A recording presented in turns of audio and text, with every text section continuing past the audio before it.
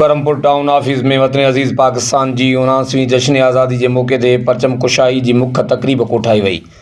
क़रमपुर town committee के chairman Sardar Dada Mir Shirazali Khan Bijarani, vice chairman town Karampur Mukhi Sunil Kumar Giani, town officers Waseem Mohammad Ansari, Rizwan Ali Bhutto, Waheed Ali Lashari ऐं ॿियनि परचम क़ुशाई करे मुल्क की सलामती, दिफ़ा, तरक्की ऐं वाधारे लाइ ख़सूसी दुआ घुरी अमन जा पखी उॾारिया।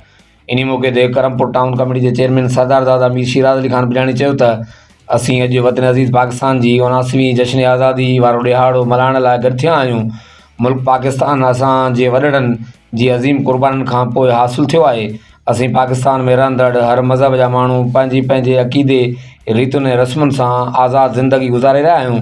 असांजे मुल्क जो दिफ़ा पिणु मज़बूत आहे। असांखे अॼोके ॾींहं ते ऐद करणु घुरिजे त असीं क़ौमी यकजहती जो सबूत ॾींदे मुल्क जी मज़बूत दिफ़ा, तरक्की ऐं वाधारे लाइ हिकु थी करे पंहिंजो किरदारु अदा करियूं।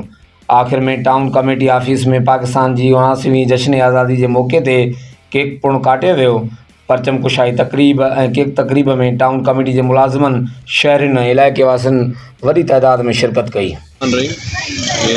सभिनी खे ख़बर आहे त अॼु 79 जश्न आज़ादी आहे पाकिस्तान जी ऐं असां 14 अगस्त हिकु सुठे तरीक़े सां मल्हायूं था ऐं असां हिते परचम क़ुशाई कईसीं ऐं मुंहिंजो इहो ई मैसेज हूंदो हितां जी आवाम खे, पाकिस्तान जे माण्हुनि खे त असांजे आबा व अजदाद जूं वॾियूं क़ुर्बानियूं हिन मुल्क खे हासिलु करण जे लाइ ऐं वॾी क़ुर्बानीनि सां असांजो मुल्क हासिलु थियो आहे त असांखे यकजहती ऐं मुतहद थी करे हिन मुल्क जी ख़िदमत करणी आहे। हिन खे मुल्क खे अञा तरक़ी याफ़्ता मुल्क बणाइणो आहे।